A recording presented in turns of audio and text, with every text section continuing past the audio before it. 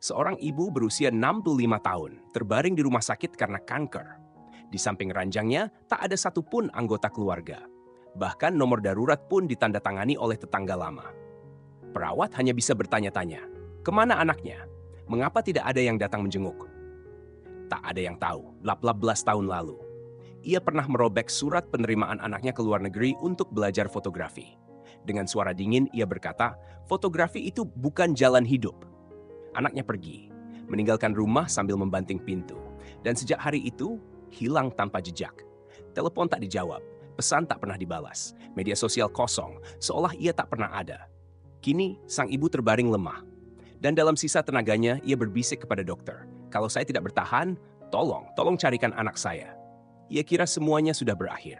Namun ia tak tahu, takdir diam-diam sedang membuka satu rahasia besar.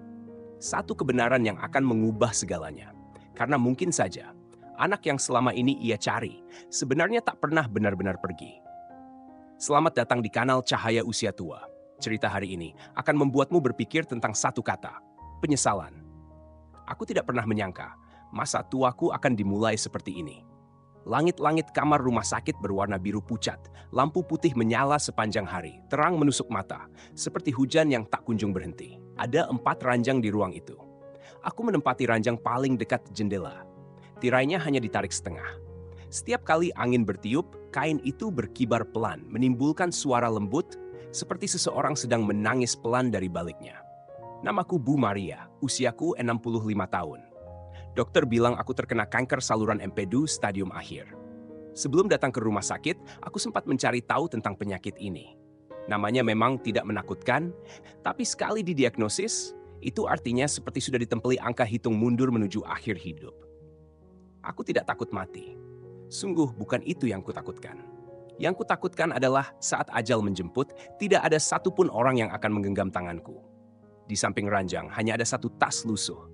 Isinya cuma beberapa potong baju, satu buku catatan setengah penuh, dan sebatang lipstik yang hampir habis. Setiap kali tersenyum pada perawat, aku masih menyempatkan diri mengusap sedikit lipstik di sudut bibir. Itu satu-satunya bentuk harga diri yang masih kupertahankan selama bertahun-tahun ini. Para perawat sibuk keluar masuk dan aku berusaha sebisa mungkin untuk tidak merepotkan mereka. Tapi aku bisa mendengar percakapan kecil di lorong. Pintu kamar tidak tertutup rapat. Suara pelan terdengar dari luar. Katanya ibu di pojokan itu anaknya tinggal di luar negeri. Sudah belasan tahun nggak pernah pulang. Semua surat rumah sakit ditandatangani tetangga. Kasihannya, katanya kalau dulu waktu muda galak sama anak, nanti tua dibalas sama anak juga begitu. Aku tidak bergerak, tidak berkata apa-apa. Hanya memejamkan mata sekuat tenaga, seolah-olah bisa menutup telinga juga. Ibu di pojok itu memang aku. Aku dulu bekerja sebagai petugas administrasi di puskesmas. Tugasnya bantu timbang tekanan darah, cetak kartu vaksin, kadang duduk di depan loket tulis-tulis laporan. Bukan pekerjaan bergengsi, tapi dari gaji itu aku membesarkan anakku Reza sendirian. Dulu dia selalu juara umum di sekolah. Aku sering berkata, "Nak, nanti masuk fakultas kedokteran ya. Jadi dokter itu orang terpandang. Masa depanmu pasti terjamin." Tapi Reza bilang dia tidak mau jadi dokter. Katanya dia suka fotografi, ingin belajar seni visual ke luar negeri. Aku marah. Kukatakan itu mimpi anak orang kaya, bukan kita. Akhirnya, dia benar-benar pergi ke luar negeri. Tapi sejak hari itu, dia tidak pernah kembali. Yang paling berat untuk kuakui adalah selama 18 tahun ini, Reza tidak pernah sekalipun meneleponku. Bahkan untuk menanyakan, "Ibu, apa kabar?" Aku hidup sendirian. Hidupku tidak mewah, tapi juga tidak menyedihkan. Aku punya pensiun, punya tempat tinggal, dan ada BPJS. Setiap tahun saat Lebaran, Bu Erna, tetanggaku yang tinggal di lantai atas, selalu mengantarkan satu kotak makanan khas Idul Fitri. Katanya, anak yang di luar negeri belum tentu pulang, tapi ibu jangan sampai menyiksa diri sendiri. Tapi bukan soal makanan enak atau tidak. Yang paling menyakitkan adalah saat malam takbiran tiba, seluruh gedung terasa hidup. Ada keluarga yang berkumpul, ada yang pergi liburan bersama, suara tawa terdengar dari balik pintu-pintu. Sementara aku hanya duduk sendiri di meja makan, menonton TV dengan suara keras agar bisa mengalihkan perhatian dari petasan di luar jendela. Setiap kali televisi menayangkan tayangan keluarga bahagia, aku diam-diam mengganti saluran. Bukan karena aku tidak ingin hidup, Tapi di usia seperti ini, jika tidak ada satupun orang yang bisa diajak bicara dari hati ke hati, apalagi yang sebenarnya masih kupertahankan. Hari itu, saat perawat selesai memeriksa pasien dan hendak keluar ruangan, aku memanggilnya. Suaraku begitu pelan, nyaris tak terdengar. Dick. Dia berhenti dan mendekat. Ibu ada perlu? Aku memandang wajah mudanya. Tatapan mata yang sibuk, penuh rencana hidup. Mendadak aku merasa kecil, tapi aku tetap memberanikan diri. Kalau saya tidak bisa melewati ini, bolehkah kamu bantu saya carikan anak saya? Wajahnya menunjukkan sedikit keterkejutan. Aku terbatuk menahan nyeri di dada. Namanya Reza, sekarang mungkin ada di Kanada. Sudah 18 tahun kami tidak pernah berkomunikasi. Aku menunduk. Suaraku gemetar. Aku cuma ingin dia tahu, tidak ada satu hari pun aku tidak merindukannya. Perawat itu tidak berkata apa-apa. Ia hanya mengangguk pelan, lalu berjalan keluar. Aku menutup mata. Air mata perlahan turun, mengalir melewati pipi, membasahi bantal. Tak ada suara, tak ada isakan. Hanya rasa perih yang seperti menyayat dari dalam. Seolah-olah ada seseorang yang sedang membuka luka lama, halaman demi halaman, menelusuri masa lalu yang ingin kulupakan, tapi tak pernah bisa benar-benar kulupakan. Aku pikir, dia sudah melupakanku, tapi aku tidak pernah bisa melupakannya. Bahkan jika ini menjadi kata-kata terakhir sebelum aku mati, aku hanya ingin berkata, "Nak, ibu selalu menunggumu." Kupikir dulu Reza hanya marah. Kupikir setelah beberapa hari dia akan pulang. Tapi malam itu, 18 tahun lalu, tak akan pernah kulupakan. Itu malam awal musim panas. Langit belum sepenuhnya gelap, tapi udara sangat pengap. Daun-daun di luar jendela diam tak bergerak. Kami bertengkar di meja makan selama hampir setengah jam. Semangkuk sup miso yang baru matang, tak satu pun dari kami menyentuhnya. Aku ingat aku membentak dan memukul meja. Reza membanting pintu. Suara pintu memekakkan telinga, seperti mengguncang seluruh dadaku. Aku terdiam. "Reza, kau gila. Kau tahu berapa biaya kuliah di luar negeri? Beasiswa kamu itu nggak cukup. Kau kesana bukan untuk belajar, tapi untuk menderita." Dia berdiri dengan marah. Itu satu-satunya kesempatan aku kuliah di luar negeri. Aku diterima di Universitas Seni di London. Aku bahkan belum membaca surat penerimaannya. Langsung kutolak mentah-mentah. "Untuk apa kamu belajar fotografi? Fotografi bisa jadi uang? Sepupumu jadi dokter, tiap bulan gajinya belasan juta." "Aku tidak ingin jadi dokter," serunya. "Sejak kecil aku tidak pernah ingin itu." Aku menunjuk ke pintu, suaraku bergetar karena marah dan takut. "Kalau kamu keluar dari rumah ini, jangan harap dapat uang sepeser pun dari ibu." Dia menatapku, matanya dingin seperti es. "Kau memang tidak pernah peduli apa yang benar-benar aku inginkan." Dia berbalik, melangkah keluar. Aku ingin mengejarnya, tapi dia sudah menghilang di tangga. Sebelum menghilang sepenuhnya, ku dengar dia berteriak, "Aku tidak akan kembali." Ternyata dia sudah menyembunyikan rencana itu dariku selama 1 tahun penuh. Aku pernah curiga dan memeriksa komputernya. Kutemukan surat penerimaan itu. Aku merobeknya. Bahkan aku menghubungi lembaga dan membatalkan uang pendaftaran. Dia bilang aku mengkhianatinya. Tapi sebenarnya, aku hanya takut. Aku takut aku tidak mampu membayar kuliahnya. Aku takut kalau dia pergi jauh sendirian dan suatu hari terjadi sesuatu yang buruk padanya. Dan yang paling kutakutkan, kalau dia pergi, dia tidak lagi menjadi milikku. Setelah malam itu, aku tidak melapor polisi. Aku juga tidak menghubungi pihak sekolah. Kupikir setelah semalam tidur, dia akan kembali. Kupikir amarahnya hanya sesaat. Tapi keesokan harinya, aku menemukan secarik kertas kecil di atas meja teh. Tulisannya hanya 4 kalimat. "Bu, aku sudah naik pesawat." Ibu benar, dunia ini memang bukan tempat untuk orang yang hanya bisa bermimpi. Tapi aku juga tidak mau merasa mati sebelum benar-benar hidup. Tak usah mencariku, aku pun tidak akan menoleh ke belakang. Aku membaca kertas itu 10 kali, lalu membakarnya. Sejak saat itu, aku sering bermimpi. Dalam mimpi Reza masih kecil, duduk bersandar di pangkuanku, memeluk pinggangku dan berkata, "Bu, nanti kalau aku besar, aku mau ajak ibu keliling dunia." Begitu bangun, aku bahkan tidak tahu apakah pagi itu dia sempat sarapan. Beberapa tahun yang lalu, seorang mantan muridku pergi ke Kanada untuk menghadiri konferensi. Sekembalinya ke Indonesia, dia sempat berkata sambil lalu, "Bu, tadi di Toronto saya lihat seseorang mirip banget sama anak ibu." Aku langsung pulang dan membuka laptop. Aku cari satu persatu situs universitas di Toronto. Kubuka halaman-halaman penuh foto. Aku tidak lagi tahu seperti apa wajah Reza sekarang. Tapi aku tahu tatapan matanya. Di satu foto, aku berhenti lama. Seorang pria mengenakan jas putih, rambut disisir ke belakang, sorot matanya dalam yang menyakitkan. Itu Reza. Dia sedang berbicara dalam seminar kedokteran tentang terapi baru untuk saluran empedu dan hati. Aku terdiam. Bukankah dia ke luar negeri untuk belajar fotografi?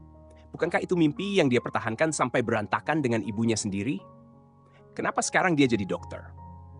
Kupikir mungkin dia tidak punya cukup uang. Mungkin hidup terlalu keras. Mungkin dia harus menukar impian demi bertahan. Atau mungkin dia hanya ingin membuktikan kepadaku, tanpa jalan yang ibu tentukan, aku tetap bisa hidup. Bahkan lebih baik. Semakin kupikir, semakin aku takut. Apakah dia sedang menghukumku dengan diam? Apakah diamnya adalah caranya berkata, ibu menang. Aku jadi seperti yang ibu mau. Tapi aku tak akan pernah kembali. Aku tidak tahu apa yang sebenarnya terjadi. Yang ku tahu hanya satu hal, foto dirinya dengan jas putih itu tak pernah bisa aku tutup. Aku cetak foto itu dan menempelkannya di pintu lemari. Setiap pagi sebelum keluar rumah, aku melihatnya. Dan aku berkata, "Nak, ibu hari ini periksa lagi ke rumah sakit. Kamu di sana sibuk juga ya?" Tanganku sering tanpa sadar menyentuh ujung foto itu, seolah-olah bisa merasakan wajahnya. Selama ini aku tidak pernah menelepon dia. Padahal aku masih menyimpan nomor lamanya. Nomor yang dulu dia pakai. Waktu ganti ponsel, semua kontak terhapus. Tapi satu nomor itu aku tambahkan ulang secara manual. Setiap tahun di hari ulang tahunnya, aku selalu menulis surat. Kadang kuposkan ke alamat lama, kadang hanya kutulis, lalu kucabik. Bukan karena aku tidak berani mencari dia, tapi aku tidak tahu harus mulai dari mana. Aku takut, baru mengucap kata maaf, dia sudah menutup telepon. Kadang aku membayangkan jika dia hanya akan pulang setelah aku meninggal. Aku harap dia akan menemukan tumpukan surat yang sudah menguning itu di antara barang-barangku. Amplopnya tak pernah kutempel perangko. Di kertas suratnya masih ada bekas goresan pena yang dalam. Isinya semua sama. Waktu itu ibu terlalu keras. Ibu tidak seharusnya membentak kamu seperti itu. Ibu tahu, kamu pasti menjalani hidup yang jauh lebih sulit daripada ibu bayangkan. Aku takut dia akan berkata, "Ibu, tolong jangan ganggu hidup saya lagi." Tapi aku lebih takut jika dia seumur hidup tidak pernah tahu bahwa aku sebenarnya selalu merindukannya. Sejak hari itu, aku tidak pernah lagi menyebut kata anak di depan siapapun. Bahkan pada Bu Erna, yang biasanya paling cerewet. Kalau dia tanya, "Reza ada kabar?" Aku hanya tertawa dan menjawab, "Anak muda, ya gitu, sibuk." Aku tidak ingin orang tahu, aku bahkan tidak punya seorang anak pun yang pulang saat lebaran. Aku juga tidak ingin orang melihat aku berdiri di depan minimarket, menyaksikan keluarga lain memilih nasi kotak bersama-sama, lalu berbalik dan pulang sendirian. Aku bukan tidak ingin mencarinya. Aku hanya tidak ingin lagi merendahkan diri, bahkan meski itu demi anakku sendiri. Lorong rumah sakit setiap hari dipenuhi wajah-wajah baru. Pasien berganti, tempat tidur kosong terisi lagi. Ada yang sembuh dan pulang. Ada yang pergi dengan tenang selamanya. Dan ada juga yang seperti aku, terbaring diam menunggu. Menunggu sampai suatu hari, nama kita muncul di kain putih di ujung ranjang. Tapi hari itu ada yang berbeda. Untuk pertama kalinya, aku memperhatikan seorang dokter lebih lama dari biasanya. Dia tinggi, memakai jas putih yang rapi, langkahnya tenang dan mantap. Begitu membuka suara, dia berbicara dalam bahasa Indonesia yang fasih. Tapi ada sesuatu dalam nada bicaranya. Seperti seseorang yang tumbuh di sini, tapi sudah lama tinggal di luar negeri. Seperti lidah yang terlalu lama bicara bahasa Inggris, lalu kembali ke bahasa ibu. Agak kaku tapi lembut. Aku tidak bisa melihat seluruh wajahnya karena dia memakai masker. Tapi rambutnya tersisir rapi, matanya fokus dan tajam. Dia datang ke samping tempat tidurku, memeriksa rekam medis. Sangat teliti. Bahkan membuka ulang hasil USG lama yang sudah tidak pernah disentuh dokter lain. Dia tidak banyak bertanya hal-hal di luar medis. Tapi suaranya lebih hangat dibanding dokter lain. "Bu Maria, rencana perawatan akan kami sesuaikan. Besok ibu dijadwalkan untuk pemeriksaan lanjutan." Ya. Sambil bicara, dia menulis catatan. Tulisan tangannya rapi dan bersih. Aku mengangguk. Saat dia membetulkan selimutku, jemarinya menyentuh pergelangan tanganku dengan sangat ringan. Tapi entah kenapa, sentuhan itu terasa sangat akrab. Seperti tangan kecil yang dulu juga pernah membetulkan selimutku diam-diam saat malam. Takut aku kedinginan. Takut aku menendang selimut. Waktu kecil, Reza selalu begitu. Tiap malam sebelum tidur, dia masuk ke kamarku, memeriksa apakah aku sudah diselimuti. Aku terdiam. Jantungku berdetak lebih cepat. Hanya karena satu sentuhan, kenapa bayangan Reza bisa langsung muncul? Tanpa sadar aku bertanya, "Dokter, Anda asli sini?" Dia berhenti sebentar, lalu menjawab pelan, "Iya, Bu, saya besar di kota ini. Setelah lulus SMA, saya lanjut kuliah di luar negeri. Aku tersenyum mencoba meredam getaran hatiku. Oh, pantesan bahasa Indonesianya lancar banget. Dia ikut tersenyum, tapi tidak menjawab lagi. Beberapa saat kemudian, dia meletakkan berkas medis di ujung ranjang, membalikkan badan dan berjalan ke arah pintu. Tepat sebelum keluar, dia menoleh melihat ke arahku. Hanya sejenak. Tapi sorot mata itu ada rasa bersalah di sana. Atau mungkin aku cuma berkhayal. Malam itu aku tak bisa tidur. Bukan karena nyeri di tubuh, tapi karena bayangan dokter muda itu terus muncul di kepala. Bukan dokter itu. Aku harus menyebutnya berbeda. Aku ingin tahu siapa dia. Pagi harinya, saat perawat mengganti infusku, aku mencoba bertanya dengan nada ringan. Suster, dokter muda kemarin yang datang sendiri, yang pakai kacamata dan bisa bahasa Indonesia. Namanya siapa ya? Perawat berpikir sejenak. Oh, yang itu? Namanya Dr. Ziad Khalil, spesialis bedah hepatobiliar. Katanya baru pulang dari luar negeri. Lagi bantu tim riset di sini beberapa bulan. Ziad Khalil. Begitu mendengar nama itu, tubuhku seperti disengat listrik. Aku bermarga Maria. Tapi ayah Reza bermarga Khalil. Maka Reza juga bermarga Khalil.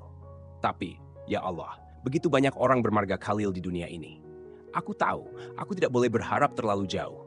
Tidak mungkin hanya karena satu nama, lalu aku mengira dia adalah Rezaku.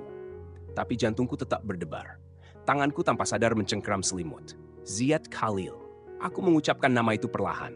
Ada sesuatu yang terdengar familiar. Tapi anehnya bukan nama yang Reza akan pilih sendiri. Hari-hari setelah itu, aku mulai diam-diam memperhatikan dia. Dia datang setiap pagi memeriksa pasien. Tidak banyak bicara, gerakannya cepat dan tepat. Tapi dia selalu berhenti paling lama di tempat tidurku. Suatu siang, semua dokter lain pergi rapat. Hanya dia yang datang sendiri mengganti jarum infusku yang lepas. Dia berlutut di samping ranjang. Gerakannya lembut. Sakit di sini, Bu? Enggak terlalu. Maaf ya, saya coba cepat. Saat dia menekan kapas alkohol di punggung tanganku untuk menghentikan darah, ujung jarinya menyentuh bekas luka kecil di kulitku. Bekas luka lama. Luka dari dulu, saat aku memasak dan kena percikan minyak panas. Lukanya kecil, tapi warnanya masih gelap, sangat jelas terlihat. Dia terdiam sejenak, menunduk, menatap bekas luka itu. Dan dalam sepersekian detik, ada sesuatu di matanya saat itu. Ekspresi yang sulit dijelaskan. Aku melihatnya jelas, kaget, sedih. Dan mungkin, hanya mungkin, ada sedikit rasa sayang.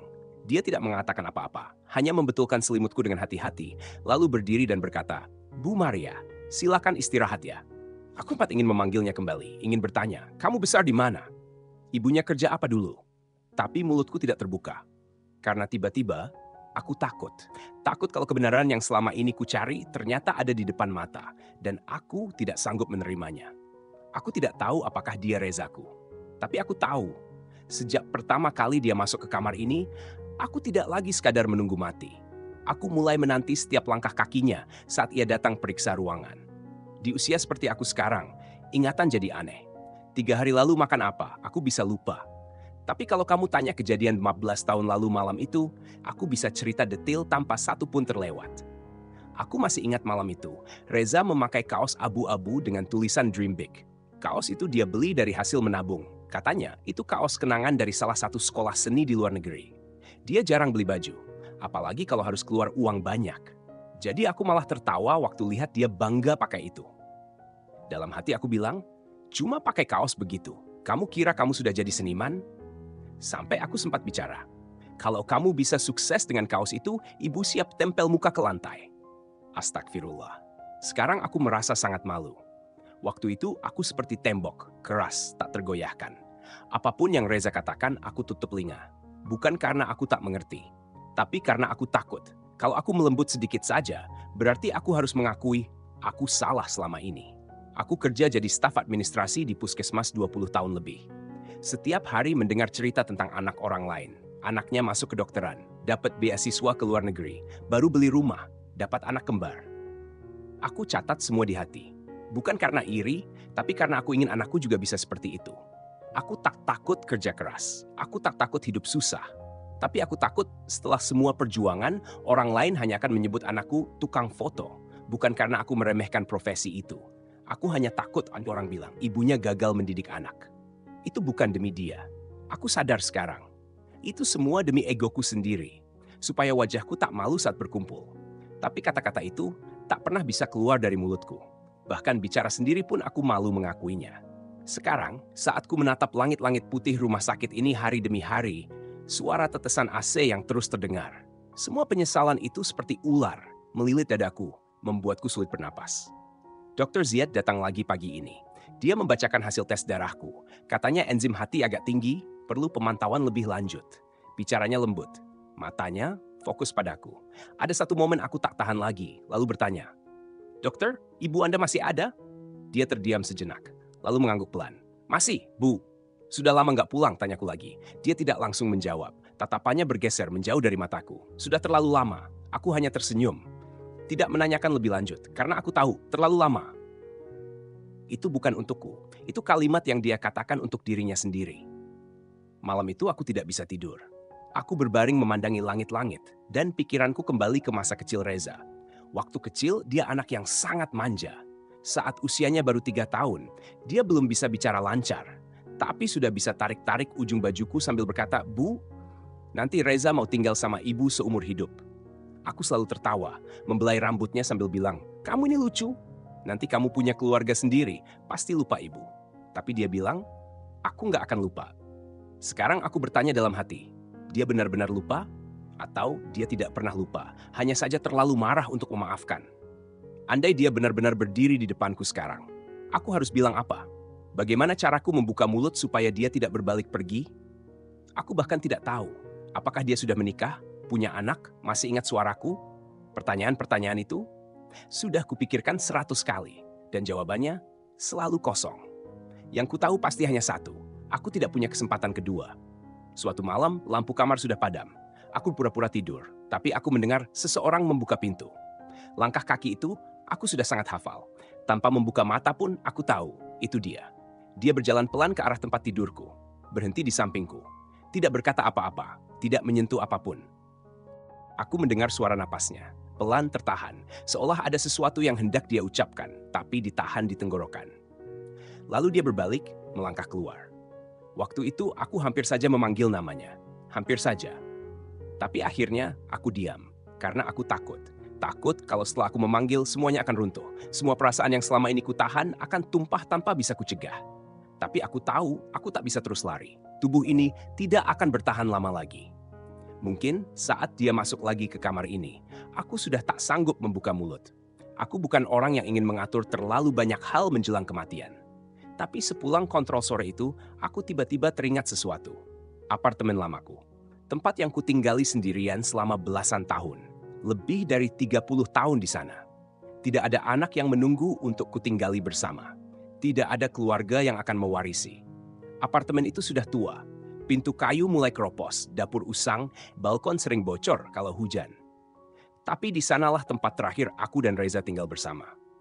Tahun dia bilang ingin ke luar negeri, kami bertengkar besar, tepat di depan dapur. Dia pernah membanting pintu itu.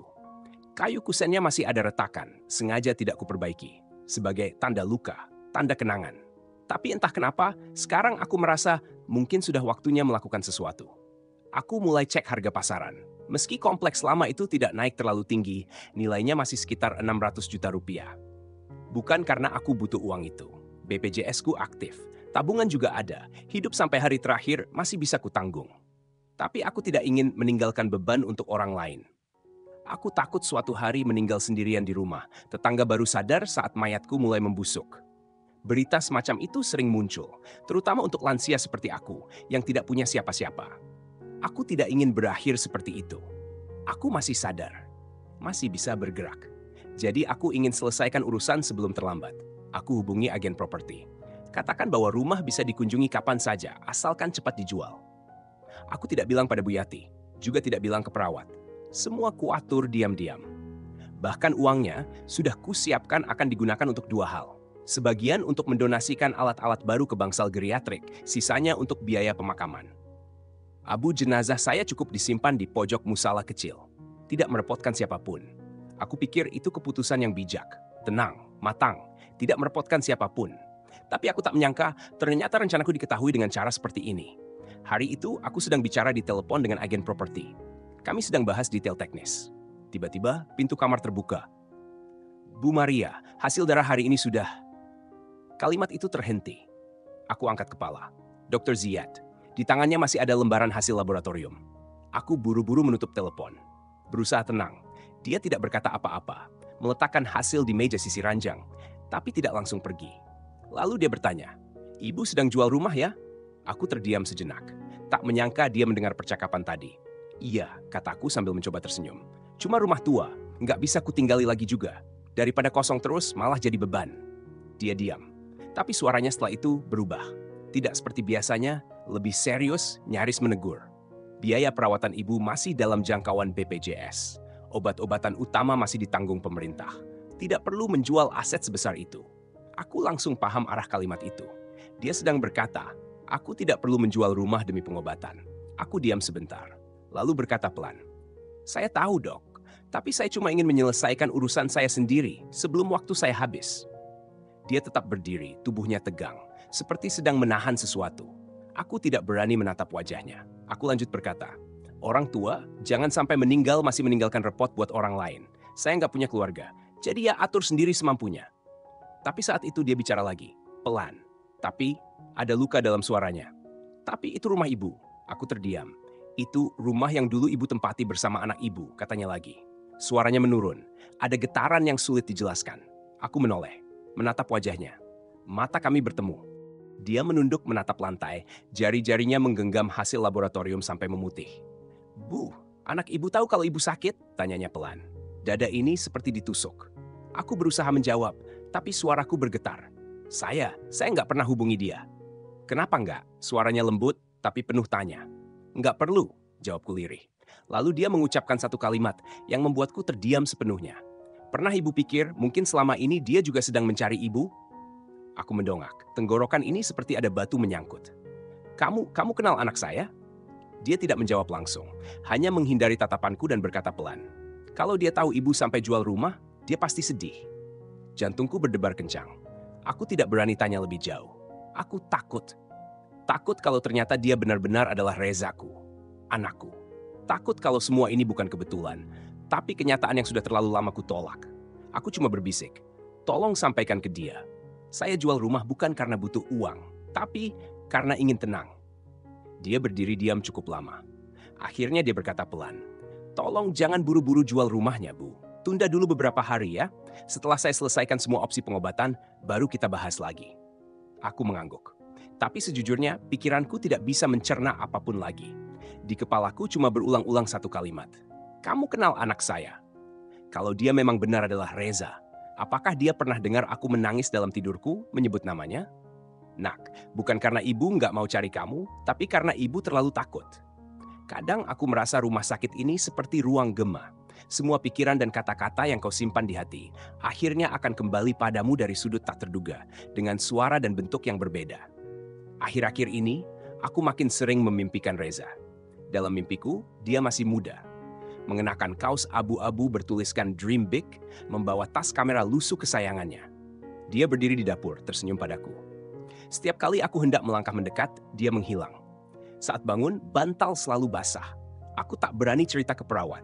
Mereka pasti khawatir, mengira aku depresi atau ingin mengakhiri hidup. Tapi tidak. Aku tidak selemah itu.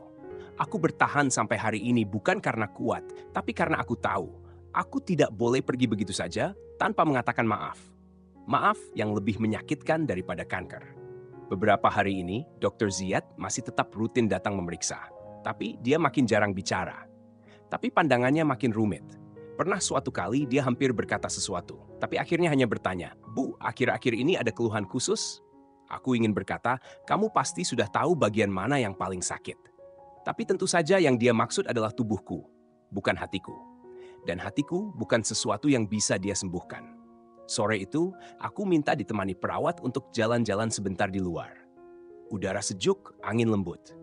Di belakang rumah sakit, ada gang kecil menuju sederet kotak surat lama. Kotaknya berkarat, debu menempel di tutupnya. Beberapa bahkan tak bisa ditutup rapat. Tiba-tiba aku teringat, dulu aku menulis surat untuk Reza pakai amplop seperti itu. Perangkonya bergambar kupu-kupu ungu. Pernah saat ulang tahunku sendiri, aku membelikan diri sebuah alat perekam. Lalu aku rekam suara untuk Reza. Suaraku pelan, takut dia enggan dengar kalau nadaku terlalu keras. "Reza, hari ini ibu belajar bikin kue lobak yang kamu suka. Masih gagal. Tapi ibu nggak pakai AB karena kamu nggak suka baunya. Di sana dingin nggak? Ada yang ngobrol pakai bahasa Indonesia sama kamu? Tadi malam ibu mimpi kamu pulang, tapi cuma lihat sekilas, lalu pergi. Aku kirim 3 kaset rekaman itu, tapi tak pernah ada jawaban. Kupikir dia tidak pernah dengarkan. Kupikir mungkin dia langsung buang.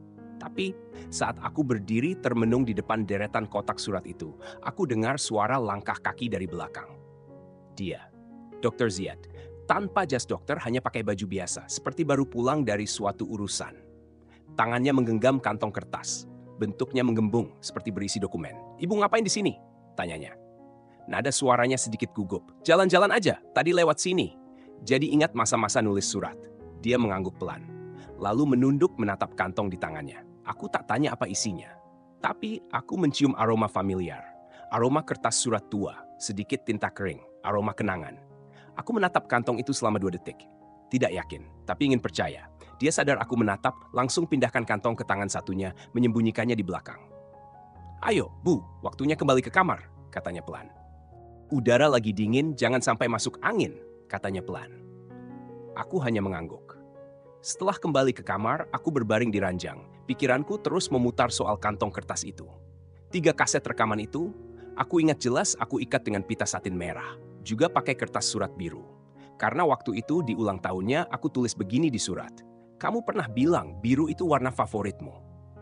Kalau memang dia terima kaset itu, kenapa dia tak pernah jawab satu kata pun? Tapi kalau dia tidak terima, siapa yang bawa kaset itu kembali? Aku sendiri pun tidak tahu apa yang sedang kuharapkan. Bahkan mungkin aku tak pantas berharap apa-apa lagi. Tapi malam itu, untuk pertama kalinya, aku berdoa pada Tuhan dari balik jendela rumah sakit. Pelan sekali. "Ya Allah, kalau Engkau mendengar, izinkan aku melihat anakku sekali saja.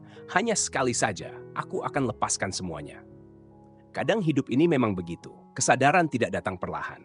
Bukan seperti kabut yang memudar pelan-pelan, tapi seperti petir, menyambar dan membangunkanmu dari mimpi panjang. Pagi itu, aku bangun sebelum fajar. Langit masih gelap, ruangan sepi, lampu tidak menyala, tapi monitor di samping tempat tidur masih menyala, dengan bunyi bip-bip yang terus berdetak, mengingatkanku bahwa aku masih hidup. Tapi tak lama lagi, lalu aku membuat keputusan. Aku ingin operasi, bukan karena kondisiku membaik, tapi karena aku sadar. Aku tidak bisa terus menunggu. Tidak bisa menunggu seseorang datang mengakuiku sebagai ibunya. Tidak bisa menunggu nasib memberi kesempatan. Aku harus mengejarnya sendiri. Meski hanya ada 1% peluang, aku tetap ingin mencoba. Aku tarik tangan perawat, minta bicara dengan dokter utama, minta tanda tangani surat persetujuan operasi.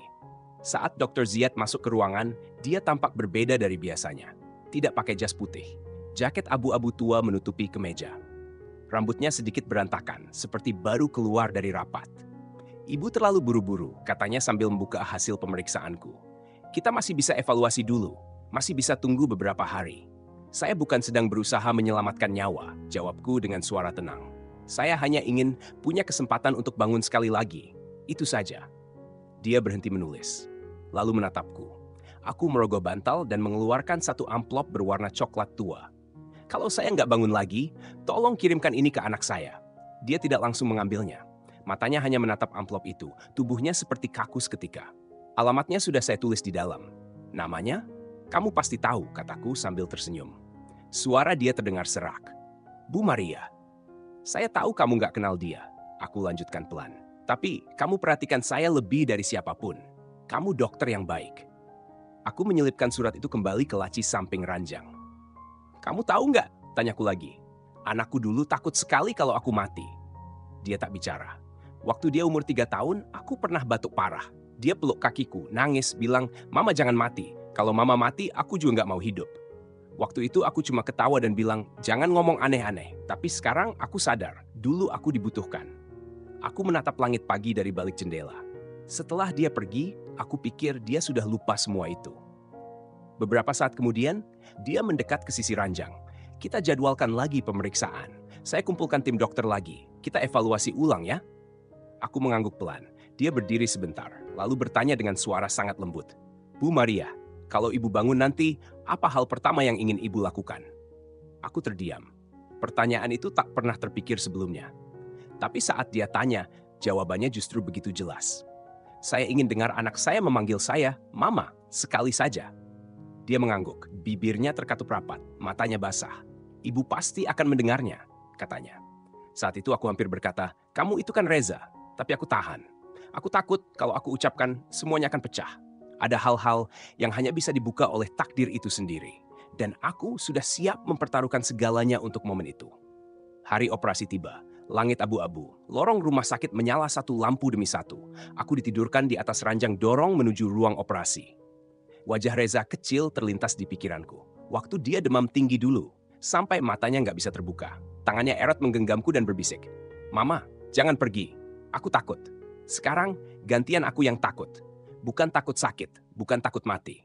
Tapi takut tak sempat berkata maaf. Bu Maria, silakan rileks. Obat bius akan bekerja sebentar lagi. Perawat menyentuh bahuku lembut. Aku mengangguk. Di sudut mataku, kulihat sesuatu di pojok ruangan. Dokter utama, Dr. Ziad, telah berdiri di sana. Ia sudah berganti baju operasi, memakai masker dan penutup kepala. Cahaya dari lampu bedah memantul di matanya, kecil tapi tajam. Ia berdiri kaku seperti batu. Hanya jemarinya di balik sarung tangan yang menggenggam lembaran hasil tes, memutih saking kuatnya. Aku ingin berkata, dokter, bolehkah kamu temani aku sebentar? Tapi belum sempat buka suara. Dinginnya obat bius sudah menyusup melalui infus. Seperti air es perlahan masuk dari lengan, lalu mengalir ke dalam hati. Kelopak mataku mulai berat. Detak jantungku terdengar lebih nyaring. Bip! Suara langkah para dokter dan suster bergerak cepat. Dan saat kesadaranku mulai memudar, aku samar-samar mendengar satu suara. Mama, aku akan selamatkan ibu. Suaranya sangat pelan, nyaris gemetar, tapi jelas. Kata mama itu seperti datang dari dalam mimpi. Atau seperti kata-kata yang selama ini aku tahan di dada. Akhirnya ada yang mengatakannya untukku. Aku berusaha membuka mata, tapi semuanya sudah putih dan kabur. Setelah itu, aku tak tahu apa-apa lagi. Aku terbangun di ruang ICU. Suara mesin dan alat monitor masih terdengar. Tubuhku masih dipenuhi selang, tenggorokan kering seperti pasir. Kesadaranku belum sepenuhnya kembali. Tapi aku tahu, aku masih hidup. Seseorang duduk di samping ranjangku. Aku menoleh pelan. Sosok yang sangat familiar, masih mengenakan baju hijau operasi. Rambutnya berantakan, matanya merah, tangannya belum sempat dibersihkan. Ada bekas darah di ujung lengan bajunya. Mama, katanya pelan. Detak jantungku langsung 2 kali lebih cepat. Aku menatapnya. Dia juga menatapku. Matanya dipenuhi semua rasa yang tak sempat diucapkan. Aku pernah membayangkan 1000 kali tentang momen anakku kembali. Tapi tidak pernah. Seperti ini. Aku angkat tanganku pelan, menyentuh wajahnya. Jari-jariku menyentuh hidung dan tulang pipi yang sangat kukenal. Aku tak punya tenaga untuk bicara banyak, tapi aku tersenyum. Jadi, kamu, kataku nyaris tak terdengar. Dia mengangguk. Dan akhirnya, air matanya jatuh. Seperti sudah lama ditahan, akhirnya tak sanggup lagi. Maafkan aku kembali terlambat. Kamu tidak terlambat, aku membalas dengan suara serak. Kalau kamu masih di sini, artinya aku belum pergi. Di saat itu aku sadar, aku hidup bukan karena obat. Tapi karena dia memanggilku mama. Dan satu panggilan itu sudah cukup. Aku tinggal 2 minggu lagi di ruang pemulihan. Tubuhku masih lemah. Tapi hari itu segalanya berubah. Reza, Ziad Khalil, anakku datang hampir setiap hari. Awalnya dia masih pakai jas dokter.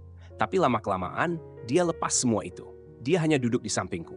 Seharian, tidak bicara banyak, tidak bahas masa lalu. Tapi cara dia duduk di sana, itu yang selama ini paling aku butuhkan. Bukan datang sebagai dokter, tapi sebagai anak. Suatu siang, matahari masuk lembut lewat jendela. Dia sedang mengupas apel untukku. Kulit apel dipotong melingkar, panjang dan tidak putus. Dulu kamu juga begitu, kataku pelan. Kalau kulitnya putus di tengah, kamu langsung manyun, aku tersenyum. Dia juga tersenyum. Waktu itu aku pikir, kalau kulit apelnya nggak putus, mama nggak bakal sakit. Aku tercekat. Mataku panas. Dia menunduk, meletakkan potongan apel ke mangkuk, lalu akhirnya bicara. Waktu aku pergi ke luar negeri umur 14, aku nggak punya rasa aman. Aku tahu, aku nggak seharusnya tinggalkan ibu, tapi aku takut. Kalau aku nggak segera pergi, aku bakal terjebak selamanya. Aku bukan nggak ingin pulang, tapi aku nggak tahu gimana caranya menghadapi ibu. Aku diam, tidak memotong. Dia melanjutkan pelan. Dulu aku pikir, ibu yang menyerah padaku. Ibu robek formulir pendaftaranku, paksa aku masuk ke jalan hidup yang ibu rancang. Makanya aku nekat, pergi sejauh mungkin, biar nggak bisa balik lagi. Dia tertawa kecil, pahit. Tapi sekarang aku sadar, aku yang lebih takut. Takut ibu nggak mengakui aku, takut ibu nggak butuh aku. Di luar negeri, setiap tahun aku cari tahu kabar ibu. Aku bahkan pernah minta temanku cari tahu apakah ibu masih tinggal di alamat lama. Semua surat yang ibu kirim, aku terima, tapi aku nggak berani buka. Aku menoleh, menatap wajahnya.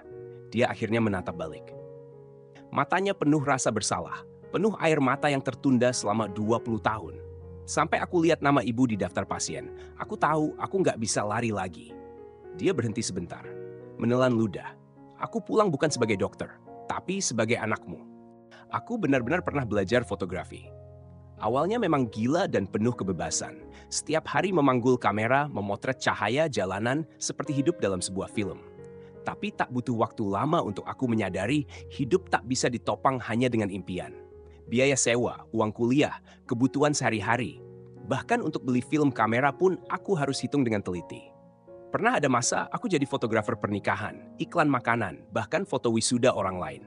Tapi aku tahu, aku makin jauh dari impianku. Sampai suatu hari, aku bertemu seorang pemuda asal Hong Kong saat kerja paruh waktu. Dia sedang belajar kedokteran. Dia bilang, orang tuanya tak pernah mengerti kenapa dia pilih jurusan seberat itu. Tapi dia hanya ingin suatu hari bisa menyelamatkan nyawa orang lain dan membanggakan keluarganya. Waktu dia bicara itu, dalam hatiku terdengar suara berkata, "Ya sudahlah, mungkin ini jalannya." Bukan karena aku mencintai dunia kedokteran, Bu.